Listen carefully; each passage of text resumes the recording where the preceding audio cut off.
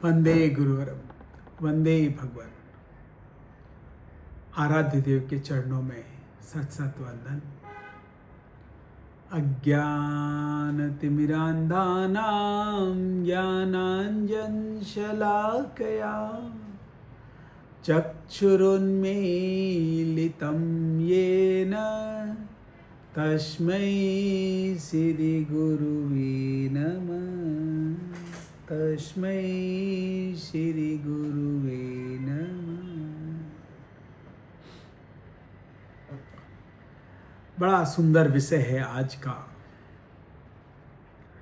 चर्चा चल रही थी बदले युग की धारा, नए सोच के द्वारा, और हमने अलग अलग पक्षों पे, अलग अलग विषयों पे अपने बिलीफ सिस्टम को ट्रांसफॉर्म करने के लिए, भावों का रूपांतरण करने के लिए, अपने लक्ष्य की प्राप्ति के लिए उन पे विश्लेषण किया।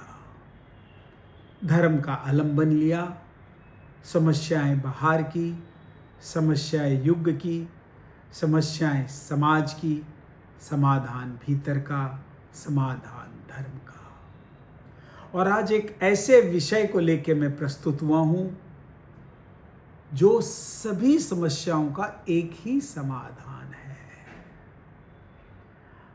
हमने फॉरगिवनेस की बात की, ग्रेटिट्यूड की बात की, कंपैशन की बात की, हमने सेल्फ रिस्ट्रेंट की बात की, हमने कई मौलिक बिंदुओं पे चर्चा की, नो ग्रजेस, नो जजमेंट तक की बात की, मानवीय गुणों के सुरक्षा की बात की। आज एक का जो विषय है, highest quality of human values, highest quality of moral values, highest quality of emotional values, very high positive energy, और उसका नाम है विनय, ह्यूमिलिटी।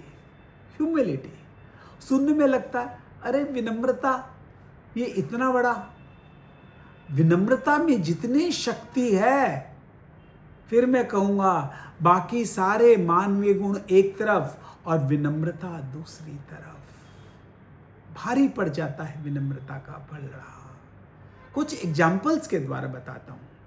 आज मैं आपको कुछ एग्जाम्पल्स के द्वारा विनम्रता के बारे में बताता हूँ। रामायण की कथा हम सबने सुनी है। जब स्वयंवर में पहुंचे राम और धनुष को, बड़ा जो शिव धनुष था, उसमें परिप्रेक्ष्य था धनुष तोड़ने का। सभी बड़े बड़े राजा, दानव सभी उपस्थित हुए, कोई धनुष को हिला भी नहीं पाया। जब राम को आज्ञा हुई, विश्वामित्र ने आज्ञा दी, राम तुम जाके प्रयास करो। बड़ी विनम्रता के साथ राम उठते हैं, कोई एग्रेशन नहीं, कोई मन में कोई सुपर ईगो या कॉम्प्लेक्सेस नहीं। बड़ी विनम्रता के साथ गुरु का चरण स्पर्श किया, राजा को नमस्कार किया, बाकी सब राजा महाराजाओं बैठे थे उनको प्रणाम किया। और जब वो उस धनुष के पास पहुंचे तो पहले अंत मन से, अंतःकरण से, पूरे विनम्र भाव से उस धनुष को प्रणाम किया, जो एक लिविंग बीइंग भी नहीं है, उसको प्रणाम किया।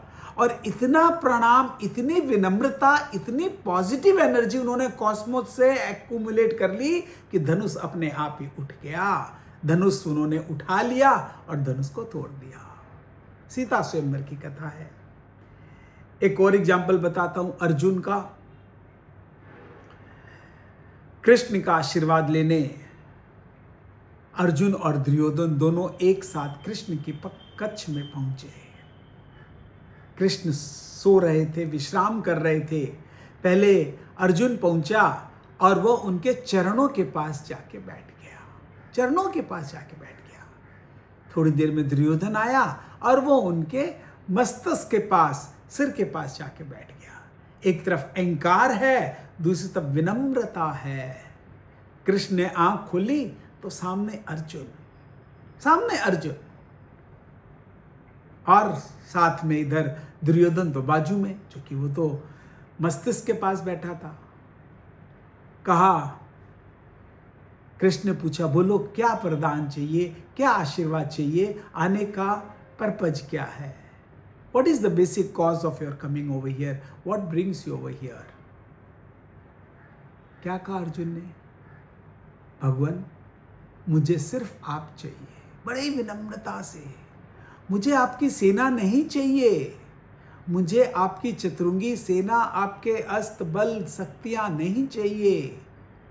और फिर दुर्योधन ने कहा, सब बाकी मुझे दे दीजिए। एक ने विनम्रता के साथ मांगा तो विजय हासिल कर ली, दूसरे ने उनकी सेना मांगा, अहंकार युक्त मांगा, विनय रहित मांगा और मारा गया। सभी महाभारत की, रामायण का एक एग्जाम्पल दिया, दूसरा महाभारत का एग्जाम्पल दिया। रामायण से एक और छोटा सा संदर्भ सुनाता हूं कि जब राम ने रावण का वध कर दिया तो लक्ष्मण से कहा, जाओ लक्ष्मण, ये बहुत ज्ञानी है रावण, इसको 14 पूरब का ज्ञान है, इससे कुछ शिक्षा लेके आओ। लक्ष्मण गया, रावण के सर की तरफ खड़ा हो गया। रावण ने कुछ नहीं कहा, वापस आ गया। मतलब वो तो बड़ी वेदना में थे, उन्होंने कुछ नहीं कहा। बोला, लक्ष्मण तुमने गलत स्थान का चुनाव किया। हाथ जोड़ के विनम्रता से उनके चरणों की तरफ जाके खड़े हो, तब तुम्हें कुछ मिलेगा, सर के पास नहीं। फिर लक्ष्मण हाथ जोड़ के जाते हैं, रावण के चरण स्पर्श करते हैं और फिर खड़े हो जाते हैं कि हे विद्वान, हे विदुष, अब मुझे कुछ शिक्षा दीजिए, मैं आपकी शिक्षा लेने के लिए यहाँ उपस्थित हुआ हूँ। तब रावण ने उसको शिक्षा दी। आज ये छोटे छोटे जो अलग अलग संदर्भ में बताए जाते हैं, एक आपको एक बहुत प्रैक्टिकल एग्जाम्पल भी सुनाना चाहता हूं। 2 भाइयों में एक जमीन को लेके बहुत बड़ा झगड़ा चल रहा था कई सालों से। शायद करोड़ों अरबों की जमीन होगी, दोनों बड़े संपन्न परिवार के थे, पैतृक जमीन थी। बड़ा भाई बोल रहा था ये इस पे मेरा अधिकार है, छोटा भाई ने कहा कि नहीं नहीं, इस पे तो मेरा अधिकार है, पिताजी ने तो मुझे दे के गए हैं। दोनों में कोर्ट में केस पहुंच गया, फैमिली कोर्ट में मैटर चला गया। सालों साल तक, फर्स्ट जनरेशन क्या, सेकंड जनरेशन तक में भी बड़े बड़े वकीलों को ले लिया गया। जज भी बड़ा असमंजस सा था, किसके पक्ष में दूं। विल में कुछ नहीं लिखा था, अगर विल में होता तो सामने ही आ जाता।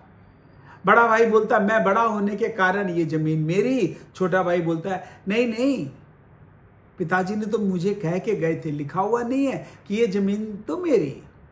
करोड़ों की जमीन थी, कमी किसी को प्रॉपर्टी के नहीं थी, एक ईगो क्लैश था, अहंकार था कि ये क्यों ले ले। और वो अहंकार दोनों भाइयों के भीतर ही सीमित नहीं था, नेक्स्ट जनरेशन में इतना गंभीर एक युद्ध की स्थिति बन गई, ये मेरा, डेट पे डेट चलती चली गई। जज भी सोचने लगा मैं क्या करूं, बड़े असमंजस में था। आखिर जज ने फैसला किया कि एक दिन निश्चित की गई कि मैं उस दिन फाइनल जजमेंट सुना दूंगा। हर समय जब डेट पड़ती, वकील जाते, नेक्स्ट जनरेशन दोनों के पुत्र पौत्र जाते, लेकिन दोनों भाई कभी नहीं जाते। उम्र हो चुकी थी, बड़े हो गए थे, शायद 80 के आसपास होंगे दोनों ही भाई। दोनों के पुत्रों ने अपने पिताजी को एक रिक्वेस्ट किया कि कल फाइनल निर्णय होने वाला है, तो आज आप चले। पहले सेठ का पुत्र के पुत्र वधू पौत्र उस सेठ को कहा, और दूसरे भाई के बच्चे जो है उन्होंने उनको कहा। दोनों निश्चित समय पे both arrived at the courtyard. Court में दोनों पहुंच गए, गाड़ी से अपनी वाहन से दोनों उतरे। अब संस्कार देखिए, छोटा भाई ने सालों के बाद जो बड़े भाई को देखा, जैसे ही बड़े भाई को देखा संस्कार याद आ गए। और क्या करते हैं, हमारी सभ्यता संस्कृति क्या कहती है, वो बड़े भाई के चरणों में झुक गया, प्रणाम किया। पहले बड़े भाई ने उसे गले लगा लिया, इतनी विनम्रता से प्रणाम किया कि कोर्ट में केस तो चल रहा है, अरबों की प्रॉपर्टी है, सालों से केस चल रहा है, लेकिन जैसे ही वो प्रणाम करता है, बड़े भाई के आंखों में अश्रु आ गए, उसे गले से लगा लिया, इशारे से वकील को कहा केस विड्रॉ कर लो। छोटे भाई ने इधर अपने वकील से कहा, अरे भाई का स्नेह मिल गया, प्यार मिल गया, मुझे नहीं चाहिए, केस विड्रॉ कर लो। जज बैठा रह गया, वकील उपस्थित हो गए और दोनों ने केस विड्रॉ कर लिया। जमीन आखिर में दोनों गले मिलके कोई ट्रस्ट में दे दिए। जमीन का झगड़ा नहीं था, झगड़ा किसका था और सलटा कैसे? विनम्रता से। जो हमारी सभ्यता है, हमारा कल्चर है, हमारा ट्रेडिशन है, हमारा धर्म है, हमारा कर्म है, एक मानवीय गुण है। Be humble. Humility brings us humanity. मानवीय गुण है। एक रहीम का दोहा अगर सुनाऊं आपको तो कहते, बड़े बड़ाई ना करे, बड़े न बोले बोल, रईमन हीरा कब कहे लाख टका मेरा मोल। हीरा कभी कहता है क्या मेरा क्या मूल्य है? कोयले की खानों में पाया जाता है हीरा। इतनी विनम्रता, जैसे एक आम का वृक्ष, एक ताड़ का वृक्ष। आम के वृक्ष में इतने आम, फलों का राजा आम, वो पेड़ झुका रहता है, विनम्र रहता है, अपने आप आम पकते हैं, नीचे गिर जाते हैं। और ताड़ का वृक्ष अपने सुपीरियरिटी कॉम्प्लेक्स में, अपने अहंकार में अड़ा रहता है। हमें किसकी जरूरत है? किसकी कीमत होती है? ताड़ के वृक्ष की कि आम के वृक्ष की? जहां कोई एग्रेशन नहीं, कोई फ्रस्ट्रेशन नहीं। और एक और मैं आपको बताऊं, जो काम पैसे से नहीं हो सकता, पद से नहीं हो सकता, सत्ता से नहीं हो सकता, वो किससे मुमकिन है? विनम्रता से। अरे हम्बल होके तो देखिए। Let's practice humility in our life. जन जन के प्रति आज इतने जो परिवारों में बिखराव है, समाज में इतना आपाधापी है, राजनीति में या व्यापार में समझ लीजिए, का कारण क्या है? Lack of humility. अगर विनम्रता से, एक बात आपको, जब राजनीति की बात आती है तो आपको बताना चाहता हूं, मोदी जी पहली बार जब पार्लियामेंट में गए, एक चाय बेचने वाला प्रधानमंत्री के रूप में जब पार्लियामेंट में प्रवेश करता है तो पार्लियामेंट की सीढ़ियों में झुक के प्रणाम करता है। यह प्रणाम की विधि विनय को बताती है। जो हम गुरु को प्रणाम करते हैं, माँ बाप को प्रणाम करते हैं, साधु संतों को प्रणाम करते हैं, उनका आशीर्वाद लेते हैं, we attract all the positivity from the cosmos. ये क्या है? विनम्रता ही है, humility. Be polite, be kind, be sympathetic to each other. ये एक मानवीय गुण है। जितने भी बड़े बड़े ऋषि मुनि महात्मा या राजनेता हुए या अभिनेता हुए, दे आर सो हम्बल। उनमें कहीं कोई अग्रेशन नहीं दिखता। जो इसमें अग्रेशन होता है वो तो टेररिस्ट होते हैं।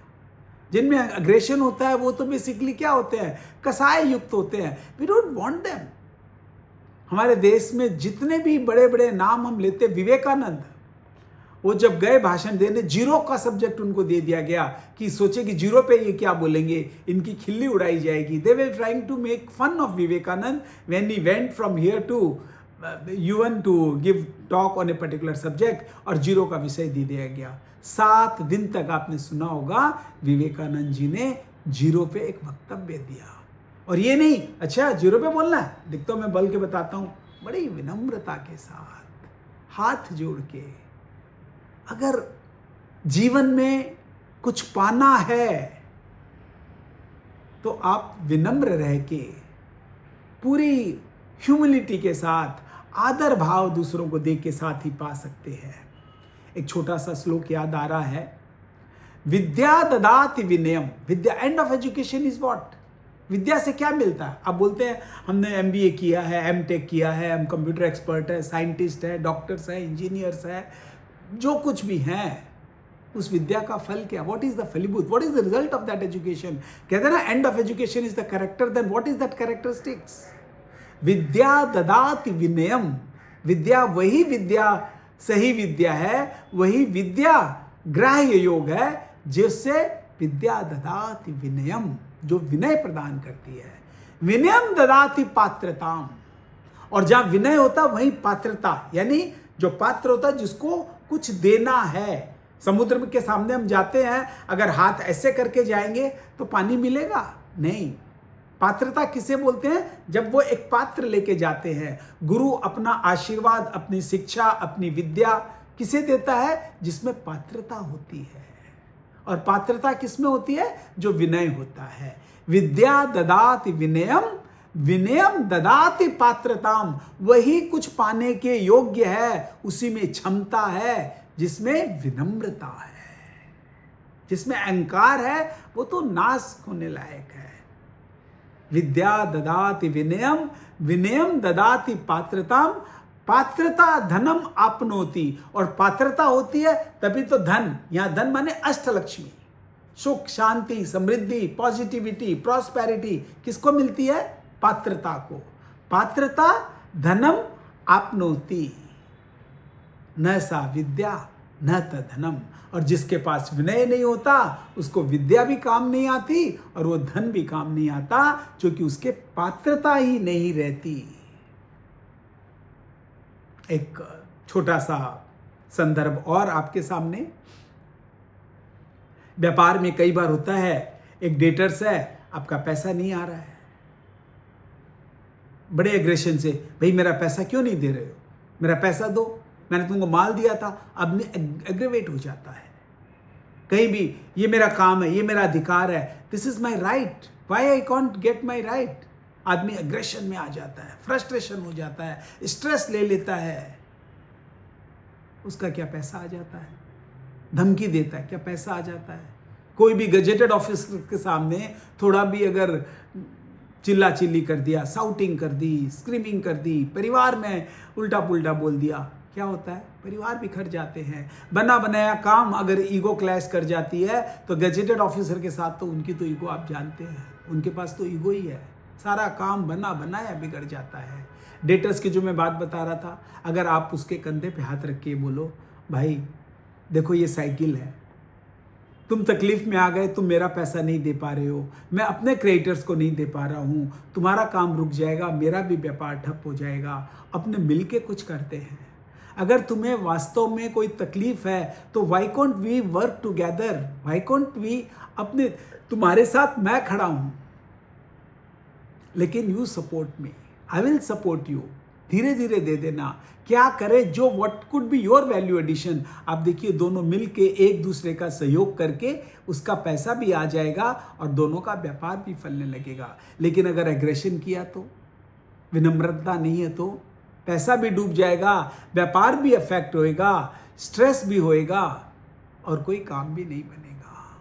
और जहां स्ट्रेस आए वहां तो सारी बीमारियां आ गई, यानी हम रोगी भी हो जाएंगे, भोगी भी हो जाएंगे। मिला क्या? कुछ नहीं। अगर कुछ मिलना है, जीवन में कुछ प्राप्त करना है, तो मेरी बात मानिए। For all the talented youngsters, I know the talent is a very good virtue. Talent के आधार पे आज का टेक्नो सेवी युग है, साइंटिफिक एरा है, हम सब कुछ जानते हैं, हम सब कुछ समझते हैं। We want to reach high, we want to go to reach to the sky is the limit. लेकिन अगर विनम्रता जीवन में नहीं आई तो आपका सारा विद्या, आपका सारा पद, प्रतिष्ठा, टैलेंट जीरो, बेकार हो जाती है। अरे थोड़ा हम्बल होके सीखो ना, बी हम्बल, झुको, नमन करो, प्रणाम करो, दूसरों को आदर सम्मान दो। हमारा कद बढ़ता है, कद झुकता नहीं है। एम्प्लॉइज के साथ भी एक एग्जांपल और बताता हूं। लेबर ने स्ट्राइक कर दी, बोनस मिला नहीं, पगार टाइम पे नहीं मिल पा रहा था, फैक्ट्री बंद हो गई। सेठ ने कहा अब कोई उपाय नहीं है। सेठ का बेटा देख रहा था, हार्वर्ड यूनिवर्सिटी से पढ़ के आया था, बोला नो वर्क नो पे। अगर उन्होंने स्ट्राइक कर दी, सेठ के बेटे ने लॉकआउट डिक्लेयर कर दिया, लॉकआउट डिक्लेयर कर दिया। अब फैक्ट्री बंद पड़ी है, न तो सेठ का काम हो रहा है, बेचारे लेबर भूखे मर रहे हैं। सेठ एक बुढ़ा प्रौढ़ व्यक्ति, उसके मन में आया आज मुझे हस्तक्षेप करना चाहिए। ये तो किसी के लिए हित में नहीं है. It is not a winning proposition, lockout और strike, either in the interest of employer और in the interest of employees. वो हाथ जोड़ के लेबर्स की कॉलोनी में लेबर के बीच में पहुंचा, कोई औपचारिकता नहीं. सबके बीच में बैठ के वो लोग सोचे it is not a formal meeting. Why the सेठ, सब कोई पुराना सेठ था, सालों से उन्होंने लेबर के साथ काम किया था, उनको पगार देते आए, बोनस देते आए. आज सेठ 80 साल का सेठ जिसका इतना रुतबा, इतनी बड़ी फैक्ट्री का मालिक है, वहाँ पहुँचा, खटिया के ऊपर बैठ गया और बोला पहले खाना लेके आया, बोला पहले सबको मिलके खाना खाएंगे. आज मेरी इच्छा है मैं अपने लेबरों के बीच में बैठ के खाना खाऊंगा. बड़े विनम्र भाव से सबके साथ खाना खाया, खाना परोसा गया. बड़े उसके घर से पकवान सब बन के आए थे. फिर कहा देखो भाइयों, आज तक तुम एम्प्लॉइज थे, मैं एम्प्लॉयर था, मैं सेठ था, तुम मेरे लेबर थे. आज मुझे तुम लोग की जरूरत है. आज मैं तुम्हारे साथ एक सेठ की हैसियत से नहीं आया हूं, एक साथी के रूप में आया हूं. मेरे पास, आज तुम्हें मालूम नहीं होगा, कंपनी में इतनी प्रॉफिट नहीं है कि तुम लोग को पगार भी दी जा सके. कोई इंटेंसली तुम लोग की पगार नहीं रोकी गई, इंटेंसली तुम लोग का बोनस नहीं रोका गया. लेकिन आज जरूरत क्या है? तुम लोग भी भूखे मर रहे हो क्योंकि तुमने स्ट्राइक कर दी. तुम्हारी समस्या हम समझते हैं, लेकिन कंपनी के पास पैसा नहीं है. अगर आज हम मिलजुल के काम करें, you become like partners to us. There will be 2 partner, employer and employee. Let them be partner to each other. आप चाहो तो बोर्ड में आपका एक रिप्रेजेंटेटिव डाल दो, अपने मिल के काम करेंगे. मैं आपको बोनस की गारंटी नहीं देता, मैं आपको पगार की भी गारंटी नहीं देता, लेकिन अपने मिल के काम करते हैं ना. काम करेंगे, प्रोडक्शन होएगा तो मार्केटिंग होगा, माल बिकेगा तो पैसा आएगा, मिल बांट लेंगे. हो सकता है पहले मैंने आधी पगार मिले, हो सकता है मैं उस पगार से जो प्रोसीड्स आएगा, मैं गाड़ी घोड़ा बंगला नहीं खरीदने वाला. और आप लोग के साथ ही है, फैक्ट्री चलेगी, मैं बैंक का पेमेंट करूंगा, पैसा और आएगा, लोन मिलेगा, फिर माल बनाएंगे, फिर माल बेचेंगे. धीरे धीरे हो सकता है 6 महीने के भीतर तुम लोग की पगार भी नॉर्मल हो जाए, पुरानी पगार भी मिल जाए, और बोनस का भी हम सोचे कि जो भी एक्स्ट्रा होगा इतना % हम एक वेलफेयर फंड में डाल देंगे. एक अपना प्रपोजिशन दिया, बड़े ही विनम्रता से हाथ जोड़ के. आप बताइए लेबर क्या करेगा? वो तो ऐसे ही दुखी है. सब कोई सेठ के चरणों में पड़ गए. बोले महाराज, अगर ये बात आप पहले बोल देते तो ये 2 साल तक ये झमेला ही क्यों चलता? हमारे बाल बच्चे भूखे मर रहे हैं, आपको इतनी परेशानी हो रही है, लीगल केसेस हो रहे हैं. आपकी अगर ये अक्कड़पन छोटे बाबू की नहीं रही होती और आप पहले दिन आ जाते तो समाधान पहले ही हो जाता. ये समाधान क्या दिया? सेठ ने कोई टेक्नोलॉजी यूज की? सेठ ने कोई पैसा लेके आया, बोनस दी, पगार बढ़ा दी? कुछ नहीं. खाली एक ही गुण, विनम्रता. अगर आप बहुत बड़े डॉक्टर हो तो उतने ही be very humble to your patients. बोलते हैं ग्राहक भी भगवान होते हैं. ग्राहक के सामने भी, yes can I help you sir, can I get you something, what you are looking for. अगर बेटर्स हो, चाहे बैंकर्स हो, चाहे गजेटेड ऑफिसर्स हो, चाहे परिवार हो, पत्नी हो, अगर विनम्रता है तो जीवन है. अगर जीवन में उदारता, विनम्रता नहीं है तो ये जीवन निष्फल है. आपके पास, जैसे मैंने कहा, न सा विद्या न त धनम, न आपका धन काम आएगा, न पद प्रतिष्ठा काम आएगी, न आपका टैलेंट और बुद्धिमत्ता काम आएगी.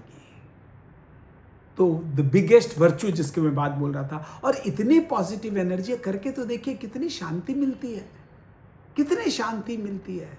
जब मन में शांति होती है, we attract all the positivity from the cosmos. We attract all the, like हमारे निर्णय सही होते हैं. जो आदमी स्ट्रेस रहेगा उसके निर्णय भी खराब होंगे, बौद्धि विलास करेगा. लेकिन जो आदमी एकदम रिलैक्स्ड है, जो विनम्र होगा, वो रिलैक्स्ड होगा, जीवन को एंजॉय करेगा, उसके जीवन में हमेशा प्रगति और फल प्राप्त होती रहेगी, अपने साध्य को प्राप्त करता रहेगा. तो अगर अपने युग की धारा अगर बदलनी है तो पहले अपने विचारों का रूपांतरण करना पड़ेगा. जो मैं कहता हूं, बदले युग की धारा नई सोच के द्वारा. तो नई सोच क्या होनी चाहिए? कि despite of my education, despite of my wealth, despite of my position, despite of my power, I have to be humble, I have to be very very humble to each and everybody. किसी के साथ screaming करने से, shouting करने से, aggression करने से, अपनी ईगो दिखाने से, अपना पैसा दिखा के क्या फायदा? दूसरे को नीचा दिखाने से आदमी कुछ प्राप्त नहीं कर सकता है।